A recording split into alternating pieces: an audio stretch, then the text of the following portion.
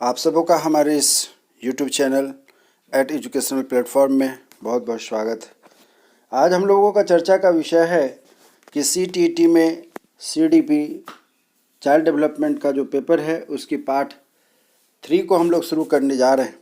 इसके पहले के हमारे एपिसोड में आप पार्ट 1 और पार्ट 2 के सभी पॉइंट्स को आपने क्लियर करने की यदि इच्छा हो तो आप उस वीडियो को देख सकते हैं। यह CTET की तैयारी को लेकर के पेपर 1, 5 पेपर में पेपर 1 जो चाइल्ड साइकोलॉजी है, चाइल्ड डेवलपमेंट है, उस पर हम लोग बाल विकास पर हम लोग चर्चा करने जा रहे हैं। उस चाइल्ड डेवलपमेंट पेपर का आज तीसरा पार्ट है, जिसमें हम लोग पढ़ने जा रहे हैं आनुवंशिकता एवं वातावरण का प्रभाव। इसके पहले के एपिसोड में आप यदि पार्ट 1 और पार्ट 2 को कंप्लीट रूप से देखना चाहते हैं तो आप वहां से हमारे YouTube चैनल पर जाकर के देख सकते हैं एजुकेशनल प्लेटफॉर्म पर। आप यदि नोट्स लेना चाहते हैं तो यह हमारा दिया हुआ फ़ोन नंबर है, जिस पर आप संपर्क करके नोट्स भी अवेलेबल करवा सकते हैं, ले सकते हैं।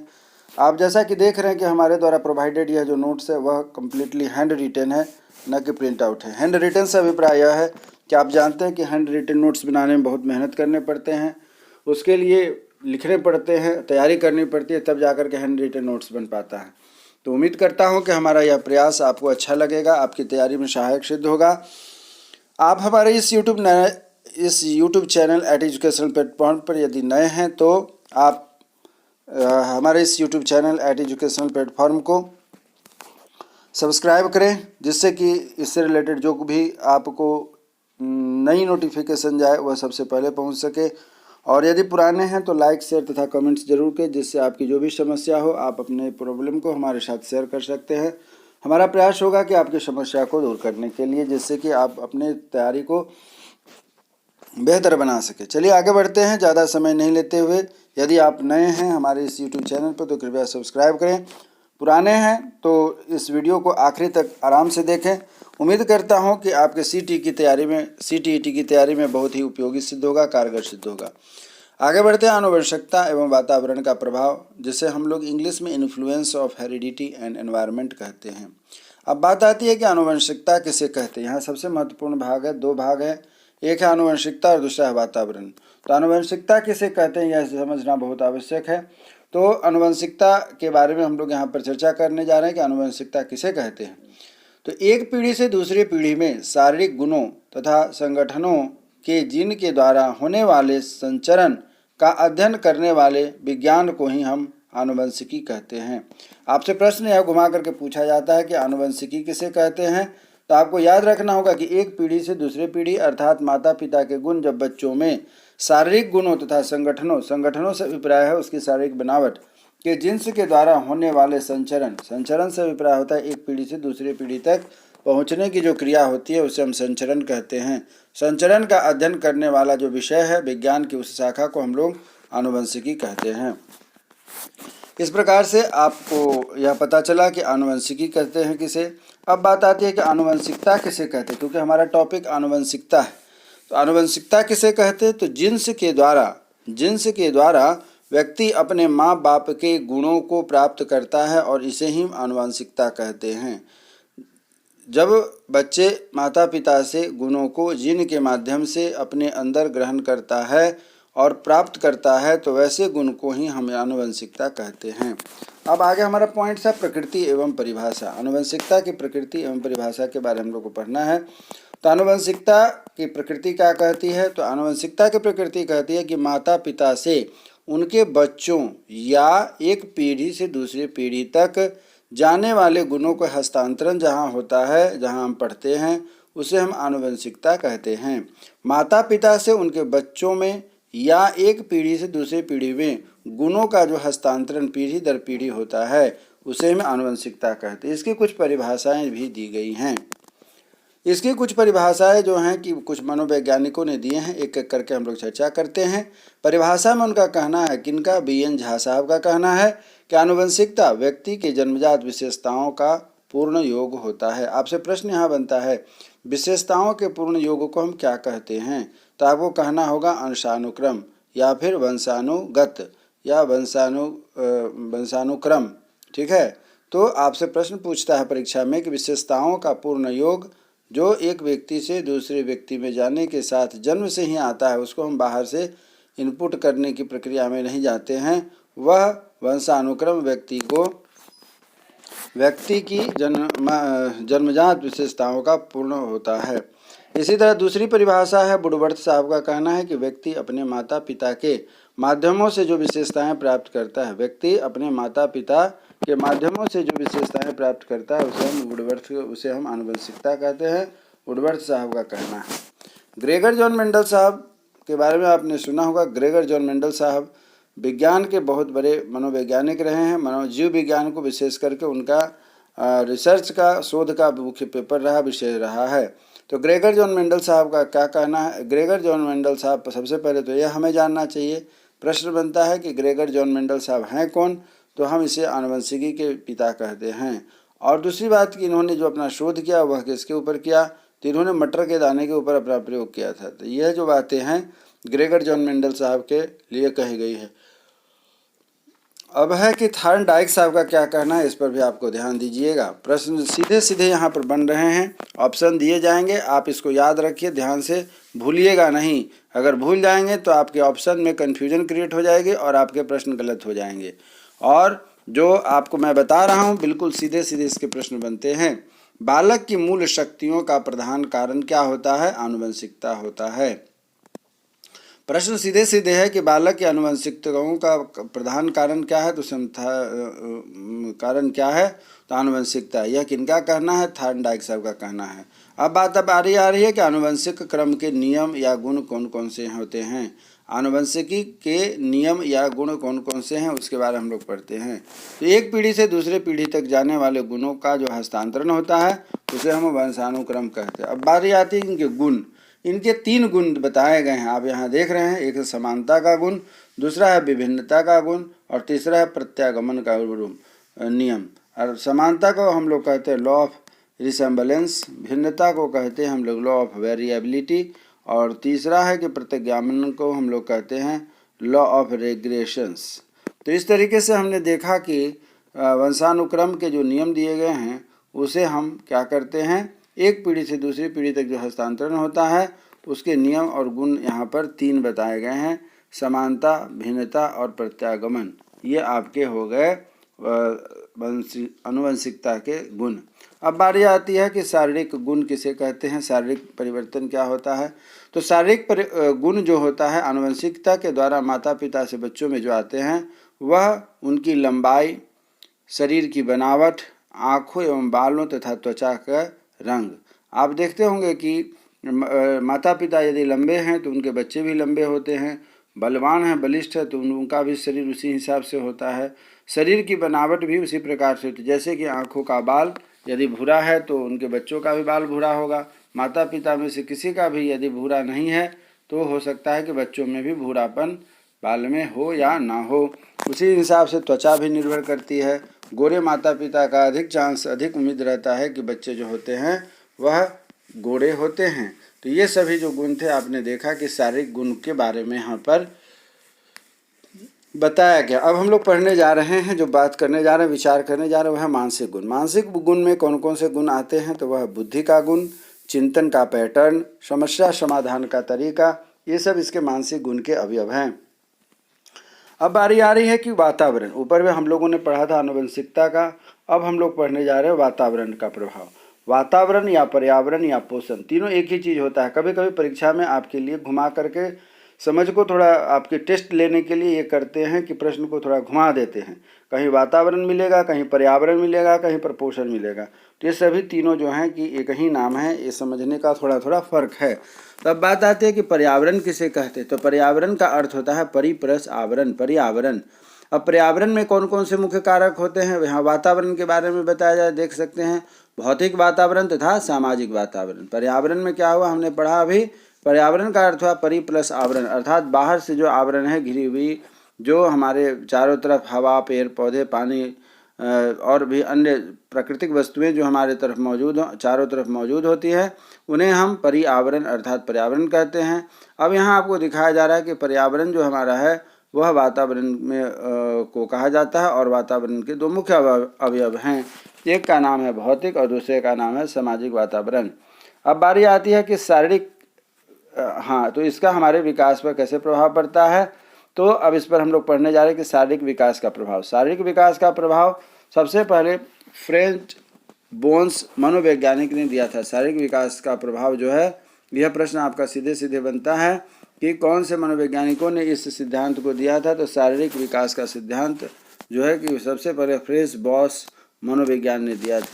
उन्होंने जापानी, यहूदी और अमेरिका इन तीनों जगहों के लोगों के शारीरिक बनावट की स्टडी की, बनावट का अध्ययन किया और उसमें पाया कि जो है कि तीनों तरह के जो वहाँ पर परिवेश हैं, शारीरिक विकास को लेकर के परिवेश के अनुसार वहाँ पर, वातावरण के अनुसार वहाँ पर जापानियों का रंग रूप अलग होता है, यहूदियों का अलग होता है तथा अमेरिकन का अलग होता है।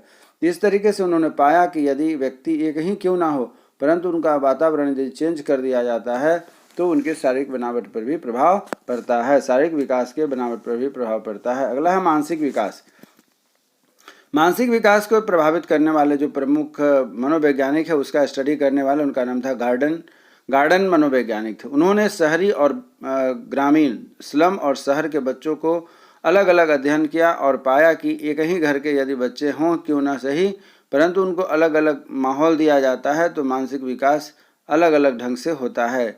एक को ग्रामीण माहौल में दिया गया और दूसरे को शहर के वातावरण में रखा गया, तो दोनों के बीच में विशेष प्रकार के अंतर पाए गए, जो कि शहर के बच्चे थे और गांव के बच्चे थे, दोनों की समझ में, दोनों के मानसिक विकास में काफ़ी अंतर आ जाता है। नेक्स्ट है प्रजाति की श्रेष्ठता का प्रभाव। प्रजाति की श्रेष्ठता का प्रभाव देने वाले मनोवैज्ञानिक का नाम था क्लार्क मनोवैज्ञानिक। उन्होंने यह भी देखा, उसके लिए उन्होंने कुछ जो है कि अमेरिकन को और कुछ निग्रो को, दोनों तरह के लोगों को, अमेरिकन आपको पता है कि अधिकतर वहाँ के लोग गोरे होते हैं जो, और निग्रो जाति जो होती है वह थोड़ी उनके कलर जो होते हैं कि डार्क होते हैं। इन दोनों को लेकर के जब वहाँ पर लाया गया और जब उनकी स्टडी की गई तो उसमें देखने को आया कि जिनके अमेरिकन जो थे उनके रंग गोरे थे, तो वहाँ पर उनकी जो माहौल थी उसके अनुसार, वातावरण के अनुसार उनके अंदर श्रेष्ठता का गुण पाया गया और श्रेष्ठता के गुण में वह प्रभावी पाया। इसीलिए यहाँ पर कहा जा रहा है कि प्रजाति की श्रेष्ठता का प्रभाव दिखता है। क्लार्क मनोवैज्ञानिकों ने इसका अध्ययन किया। अब जो हम लोग पढ़ने जा रहे हैं बहुत ही महत्वपूर्ण है, जुड़वा बच्चों को लेकर के है। सामान्य तौर पर हमारे दिमाग में बात आती है कि जुड़वा बच्चे जो होते हैं उनके सभी गुण समान होते हैं, सभी बात व्यवहार समान होती है, एक जैसे होते हैं, परंतु ऐसी बात नहीं होती है। जुड़वा बच्चों के विकास पर भी प्रभाव पड़ता है। तो जुड़वा बच्चों के विकास पर जो प्रभाव पड़ा वातावरण का, इसका अध्ययन करने वाले सबसे पहले न्यूमैन फ्रीमैन मनोवैज्ञानिक थे तथा साथ ही साथ दूसरे जो थे होलजिगर मनोवैज्ञानिक थे। अब बात आती है कि 20 जुड़वा बच्चों के ऊपर उन्होंने खोज किया। आपसे प्रश्न पूछा जाता है परीक्षा में कि जुड़वा बच्चों के लिए जो खोज की गई उसमें कितने बच्चों को रखा गया था, तो आपको बताना होगा, जानकारी होनी चाहिए कि इसके लिए उन्होंने 20 बच्चों के ऊपर में शोध किया था, अलग अलग बच्चों को रख करके। अब बारी आती है कि विकास के महत्वपूर्ण कारक कौन कौन से। आपसे भी यह प्रश्न है जो कि परीक्षा में आपसे पूछा जाता है, हर बार पूछा जाता है कि विकास के महत्वपूर्ण कारक या प्रभावित करने वाले कारक कौन कौन से हैं। तो आपको याद रखना चाहिए, जब 2 ऑप्शन दिया जाएगा तो एक होगा आनुवंशिकता और दूसरा होगा पर्यावरण। परंतु जब ऐसा हो कि विकास के प्रमुख कारक में एक ही उत्तर दिया जाए ऑप्शन के तौर पर, तो आपको सबसे सही जो उत्तर होगा उसको कहते हैं वातावरण। अर्थात विकास के प्रमुख महत्वपूर्ण जो कारक है उसका महत्वपूर्ण कारक में वातावरण आता है। अब आता है महत्वपूर्ण तथ्य कौन कौन से हैं। महत्वपूर्ण तथ्य यह है, आगे बढ़ते हैं, कि गर्भ में बालक के विकास का सही क्रम क्या है। यहाँ विकास की बात हो रही है वातावरण के अनुसार। तो हम लोग जानते हैं कि अंडाणु माँ के पास होता है तथा शुक्राणु पिता के पास होता है, और जब दोनों अंडाणु तथा शुक्राणु जिस क्षण मिलते हैं उस स्थान को, उस होने वाली क्रिया को हम लोग युग्मनज कहते हैं। इस चीज़ का ध्यान रखना चाहिए आप लोगों के। माताओं के जो अंडाणु होते हैं तथा पुरुषों के जो शुक्राणु होते हैं वह जब आपस में मिलते हैं तो उसे हम युग्मनज कहते हैं, और यह जो क्रिया होती है उसे ब्लास्टोसिस्ट क्रिया कहा जाता है, जहाँ पर भ्रूण का निर्माण होता है। फिर से रिपीट करता हूँ, पुरुष के अंडाणु तथा महिलाओं के शुक्राणु जब आपस में मिलते हैं उसे हम युग्मनज कहते हैं, तथा जो ब्लास्टोसिस्ट क्रिया होती है, यह जब जिस समय युग्मनज का निर्माण होते रहता है उस समय ब्लास्टोसिस्ट तथा साथ ही साथ भ्रूण के नाम से भी जाना जाता है। अब अगला पॉइंट है हमारा कि आनुवंशिकता के बारे में बहुत ही महत्वपूर्ण है कि अस्थिर सामाजिक संरचना कैसे होता है, वह आनुवंशिकता के द्वारा। यहाँ आपसे प्रश्न पूछा जाएगा ऑप्शन में कि यह स्थिर सामाजिक संरचना का निर्माण कैसे होता है, तो आपको उत्तर देना होगा आनुवंशिकता के द्वारा होता है। फिर अगला प्रश्न है कि बाल विकास क्या है। वुडवर्थ साहब के अनुसार बाल विकास क्या है, तो आनुवंशिकता एवं पर्यावरण के गुणात्मक अध्ययन को हम लोग बाल विकास कहते हैं। यहाँ समझने की बात है, फिर से रिपीट करता हूँ। बाल विकास किसे कहते हैं वुडवर्थ साहब के अनुसार, तो आनुवंशिकता और पर्यावरण के अध्ययन को बाल विकास कहा जाता है। फिर से रिपीट करता हूँ, आनुवंशिकता एवं पर्यावरण के गुणात्मक अध्ययन को बाल विकास कहा जाता है। चलिए अब आगे बढ़ते हैं प्रश्न पॉइंट नंबर 5 की ओर। सूजन शास्त्र का जनक कौन होता है। सूजन शास्त्र क्या है उस पर भी चर्चा हम लोग करेंगे। सूजन शास्त्र के जनक जो है वो थे गाल्टन साहब। गाल्टन जो है कि बहुत ही अच्छे मनोवैज्ञानिक थे जिन्होंने बच्चों की जो वृद्धि है उसको लेकर के कुछ अपने विचार दिए थे। तो सूजन शास्त्र का जो जनक है उसे हम व्यवहारिक रूप से वंशानुक्रम शाखा भी कहते हैं और आनुवंशिकी भी कहते हैं, तथा साथ ही साथ आनुवंशिकता वाले जीन के बारे में इसमें हम लोग अध्ययन करते हैं। यहाँ जो सबसे महत्वपूर्ण प्रश्न यह बनता है कि सूजन शास्त्र किसे कहते हैं और इसके प्रतिपादक कौन थे, तो इनके प्रतिपादक थे गाल्टन साहब, और इस जो अध्ययन कर रहे हैं उस पोर्शन का नाम होता है सूजन शास्त्र का। अब आगे बढ़ते हैं। आनुवंशिकता एवं पर्यावरण एक दूसरे के पूरक है। आनुवंशिकता तथा पर्यावरण एक दूसरे के पूरक है। फिर से रिपीट करता हूँ, बहुत इम्पोर्टेंट सवाल है। आनुवंशिकता और पर्यावरण दोनों एक दूसरे के पूरक है। अब बात आती है कि आनुवंशिकी के विकार। आनुवंशिकी के विकार दो प्रकार के होते हैं। एक भाग को कहा जाता है आनुवंशिकता का विकार में, एक को कहा जाता है मेंटलीय विकार, दूसरे को कहा जाता है क्रोमोसोमिन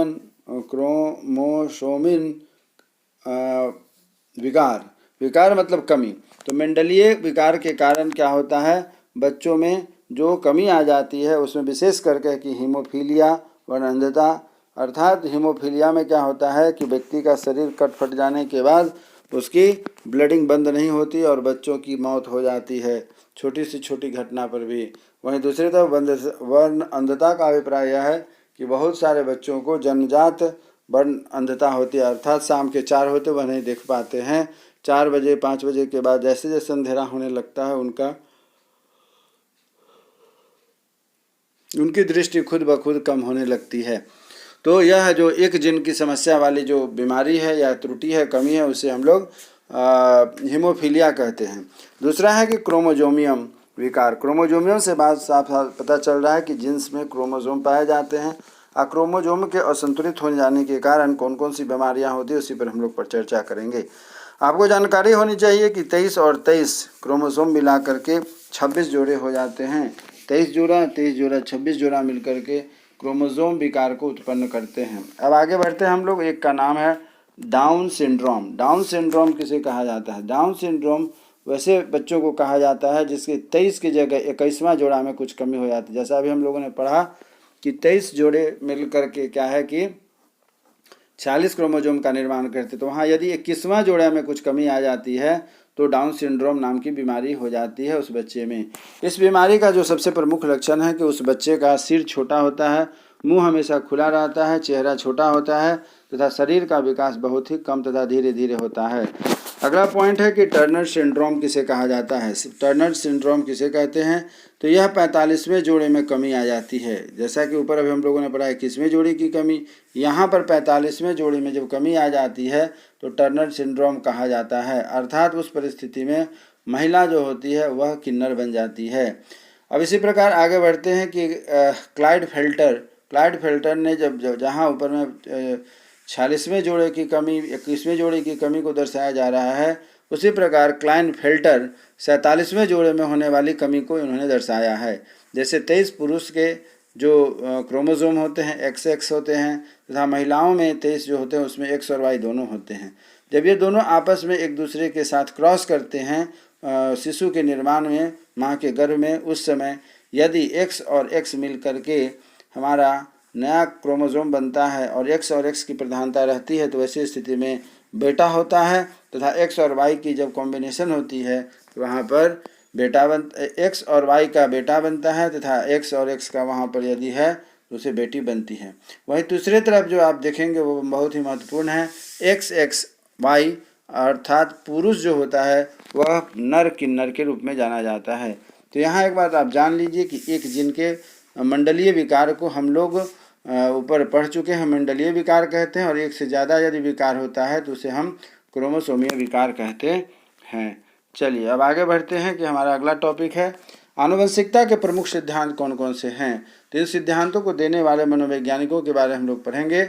आनुवंशिकता का मुख्य सिद्धांत जो थे उन्होंने दिया था डगलस तथा हॉलैंड ने दिया था। उनका क्या कहना है उस पर हम लोग देखते हैं, विचार करते हैं। वंशानुक्रम के अंतर्गत सभी रचनाएं, भौतिक विशेषताएं, कार्य या क्षमताएं जो उन्होंने अपने माता पिता से तथा पूर्वजों से अर्जित किया है शामिल होता है। यह किनका कहना था? डगलस तथा हॉलैंड साहब का कहना था। फिर से एक बार रिपीट करता हूँ, प्रश्न आपको सीधे सीधे इसी प्रकार से बनते हैं कि वंशानुक्रम के अंतर्गत सभी रचना, भौतिक विशेषता, कार्य और क्षमताएं जो उन्होंने अपने माता पिता से तथा पूर्वजों से अर्जित किया है उसे हम क्या कहते हैं? वंशानुक्रम कहते हैं।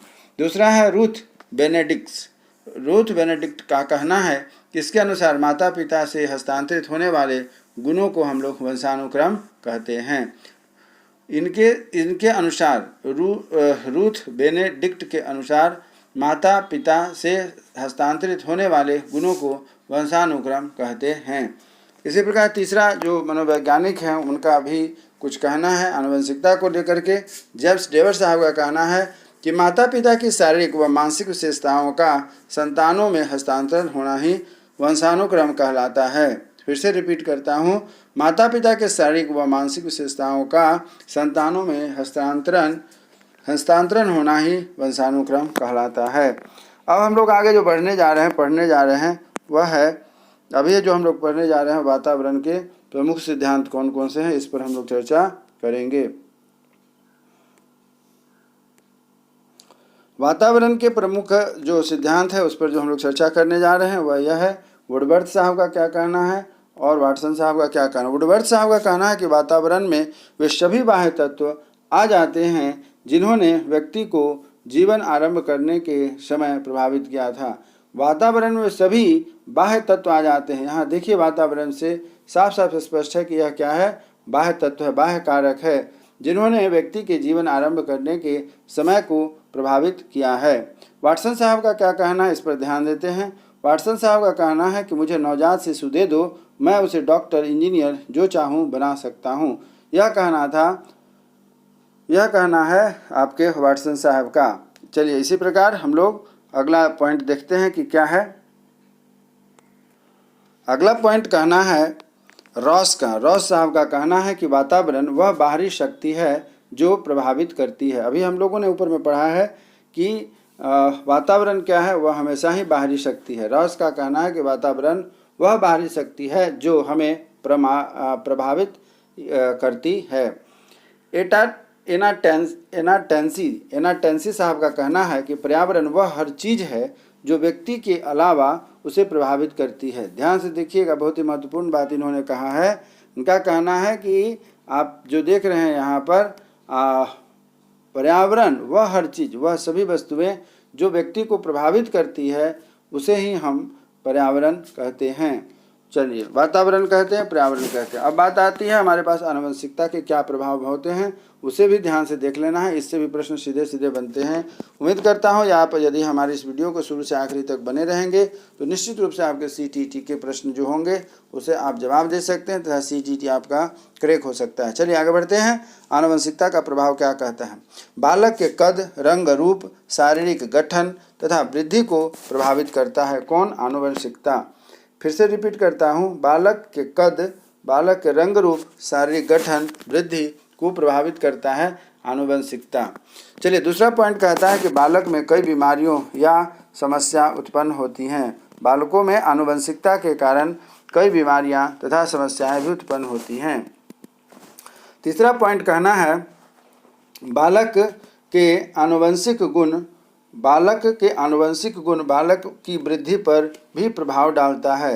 गॉडर्ड साहब का कहना है, अब जो यहाँ ऊपर में बात कही गई है कि बालक के आनुवंशिक गुण बालक की वृद्धि पर भी प्रभाव डालता है, तो इसके ऊपर गॉडर्ड साहब का कहना है कि मंद बुद्धि के माता पिता के संतान मंद बुद्धि की ही होती है तथा तीव्र बुद्धि के माता पिता के संतान तीव्र बुद्धि के ही होते हैं। चलिए इसी प्रकार है अगला पॉइंट, वह यह है कि बालक की मानसिक क्षमता से उसकी अन्य क्षमताएं प्रभावित होती है। बालक की मानसिक क्षमता से उसकी अन्य क्षमताएं भी प्रभावित होती है। यह आनुवंशिकता के सिद्धांत को बता रहा है। थॉर्नडाइक साहब का कहना है कि बालक की मूल शक्तियों का प्रधान कारण उसका वंशानुक्रम है। किसी भी बच्चे के अंदर यदि उसके अंदर में एक मनोबल है, उसके अंदर कार्य करने की क्षमता है, तो निश्चित रूप से यह कहा जा सकता है, माना जा सकता है थॉर्नडाइक साहब के अनुसार कि बालक की मूल शक्तियों का प्रधान कारण उसका वंशानुक्रम है। इसी प्रकार छठा पॉइंट कहा जाता है कि कुछ मनोवैज्ञानिकों का मानना है कि चरित्रहीन माता पिता की संतान चरित्रहीन होती है, परंतु व्यक्ति के व्यवहार के लिए सिर्फ आनुवंशिकता को अकेले जिम्मेदार नहीं ठहराया जा सकता है। जिस बात को आप ध्यान दीजिएगा, शुरू में हम लोगों ने चर्चा किया था कि बच्चों के विकास का सबसे महत्वपूर्ण कारक क्या होता है, तो पहला होता है वातावरण और दूसरा जो है वह आनुवंशिकता। तो यही बात यहाँ कही जा रही है छठा पॉइंट में जो आप यहाँ देख रहे हैं। छठा पॉइंट यही कह रहा है कि कुछ मनोवैज्ञानिकों का मानना है कि चरित्रहीन माता पिता के संतान चरित्रहीन ही होते हैं, परंतु व्यक्ति के व्यवहार के लिए सिर्फ आनुवंशिकता को अकेले जिम्मेदार नहीं ठहराया जा सकता है। अब आखिरी पॉइंट है हमारा, वह है कि वातावरण का प्रभाव। जिस तरीके के ऊपर में हम लोगों ने पढ़ा कि आनुवंशिकता का प्रभाव बच्चों के विकास पर पड़ता है, बालकों के विकास पर पड़ता है, उसी तरह वातावरण का प्रभाव भी बच्चों के ऊपर पड़ता है। तो कौन कौन से प्रभाव हैं इस पर हम लोग चर्चा कर रहे हैं। पहला है मानसिक विकास पर प्रभाव पड़ता है, दूसरा है शारीरिक विकास पर प्रभाव पड़ता है, तीसरा वृद्धि पर विकास प्रभाव पड़ता है, स्वास्थ्य पर प्रभाव पड़ता है, पांचवा है व्यक्तित्व पर प्रभाव पड़ता है, छठा है संज्ञानात्मक विकास पर प्रभाव पड़ता है, सातवां है संवेगात्मक विकास पर प्रभाव पड़ता है, आठवां है भाषाई विकास पर प्रभाव पड़ता है, नौवां है सामाजिक विकास पर प्रभाव पड़ता है तथा दसवां है समायोजन क्षमता आदि पर विकास का प्रभाव पड़ता है। अब एक एक पॉइंट को थोड़ा थोड़ा हम लोग इस पर चर्चा करते चलते हैं।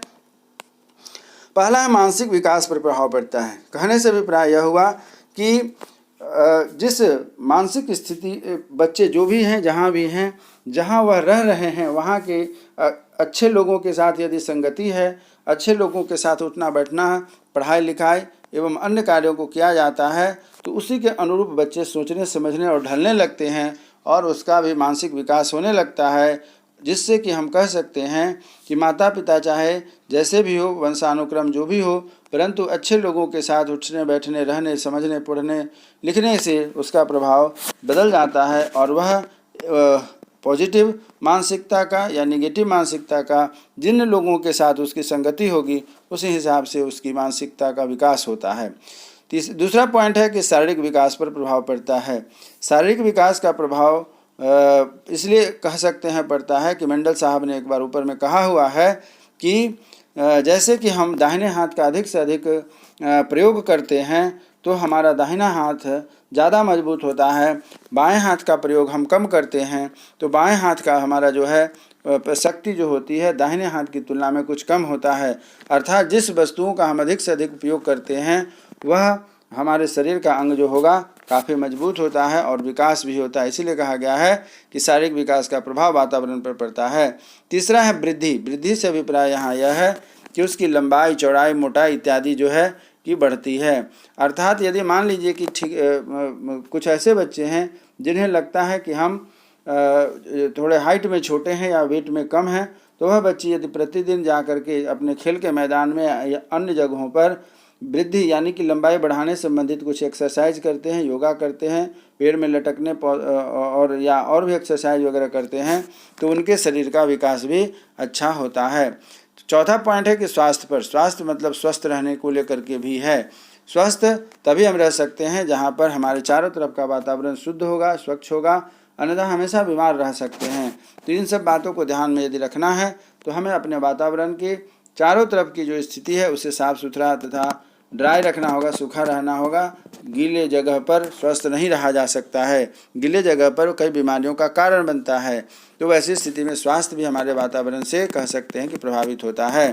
पांचवा पॉइंट है कि व्यक्तित्व पर, व्यक्तित्व से अभिप्राय यह है, पांचवा पॉइंट, कि व्यक्ति जिस संगति के लोगों के साथ, उत्कृष्ट संगति के लोगों के साथ या निकृष्ट संगति के लोगों के साथ रहता है, वहाँ पर उसकी उसी हिसाब से सोच बन जाती है।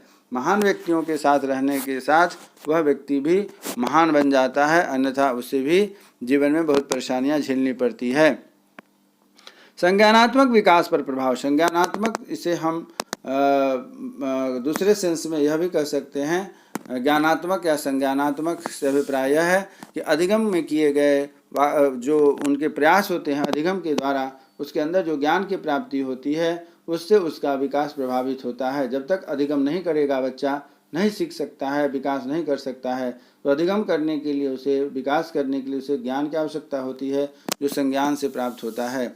सातवां पॉइंट है संवेगात्मक, संवेगात्मक को हम भावनात्मक विकास भी कहते हैं। संवेगात्मक, जिस पर हम लोगों ने चर्चा किया था कि संवेगात्मक में हो जाता है प्रेम, लोभ, मोह, काम, क्रोध। ये सभी संवेग के ये सभी संवेग के लक्षण होते हैं जो व्यक्ति सुन करके तुरंत इस तरीके की प्रतिक्रिया प्राप्त करता है। लोभ, मोह, काम, क्रोध, ईर्ष्या, ये सभी गुण जो होते हैं वह संवेगात्मक विकास पर निर्भर करते हैं। भाषाई विकास, भाषाई का अर्थ होता है भावना। यदि हमें अपनी बातों को किसी के सामने प्रकट करना है तो हम लिख कर, बोल कर या संकेत के द्वारा हम अपनी बातों को दूसरे के सामने प्रकट करते हैं। तो यह हमारा विकास जो होता है वह भावनाओं की प्रस्तुति के लिए होता है। अर्थात हम जब अपनी बातों को रखना चाहते हैं तो हम इस भाषा का चुनाव करते हैं कि हमें कैसे अपनी बात को दूसरे के सामने रखना है। तो इससे भी भाषा का विकास होता है।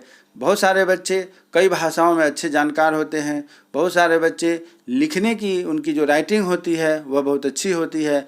तो कोई और कुछ बच्चे जो होते हैं वह कला के माध्यम से भी अपनी बातों को रखते हैं। तो ये सभी क्या हैं, भाषा के विकास के सहायक हैं, जिससे कि अपनी बातों को एक से दूसरे स्थान तक आसानी से पहुंचाया जा सकता है।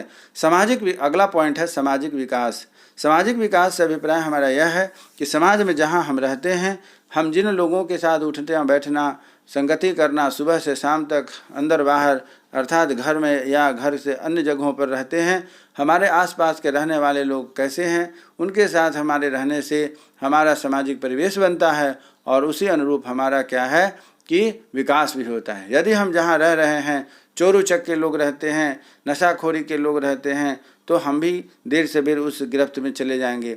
और यदि हमारे समाज में अच्छे पढ़े लिखे लोग या अच्छे पदाधिकारी या अच्छे संगति के लोग रह रहे हैं तो धीरे धीरे हमारी संगति भी अच्छी होगी और हम भी समाज में एक अच्छे सुदृढ़ सुंदर तथा यूँ कहें कि सुलझे हुए एक अच्छे सामाजिक नागरिक की तरह बन करके समाज में प्रस्तुत हो सकते हैं। और लास्ट में होता है समायोजन। समायोजन का अभिप्राय होता है एडजस्टमेंट। ऊपर की जितनी बातें हम लोगों ने पढ़ी है, यदि आपके अंदर वातावरण से यह गुण आता है तो आप निश्चित रूप से किसी भी विषम परिस्थिति में अपने आप को वहाँ स्थापित कर सकते हैं। तो कहा जा सकता है कि वातावरण के प्रभाव से ऊपर दिए गए इन सभी 10 बिंदुओं का काफ़ी प्रभाव व्यक्ति के जीवन पर पड़ता है। तो मित्रों, प्रशिक्षुओं, छात्र छात्राओं, आज का हमारा यह टॉपिक पार्ट 3 समाप्त हो रहा है। मैं उम्मीद करता हूं कि CET की तैयारी में आपको यह टॉपिक बहुत ही उपयोगी सिद्ध होगा, कारगर सिद्ध होगा तथा आपके परीक्षा के क्रैक करने में आपकी जो है कि काफ़ी सहायता करेगा, मदद करेगा। आप हमारे इस YouTube चैनल @एजुकेशनल प्लेटफॉर्म पर यदि नोट्स लेना चाहते हैं तथा हैंड रिटन सभी टॉपिक्स की डिस्कशन करना चाहते हैं तो हमारे इस YouTube चैनल पर जुड़े रहें। मैं 100% आपको दावा करता हूं कि हमारे द्वारा बताया गया यह जो टॉपिक है निश्चित आपको सफलता प्रदान करेगा। इसी उम्मीद के साथ कि हमारी आपकी मुलाकात फिर एक नए टॉपिक पर अगले दिन अगले एपिसोड में होगी। तब तक आप स्वस्थ रहें, मन लगा करके पढ़ाई करें तथा अपने भविष्य के प्रति सजग तथा सतर्क रहें एवं देश के निर्माण में अपने योगदान को बनाए रखें। तब तक के लिए जय हिंद, जय भारत।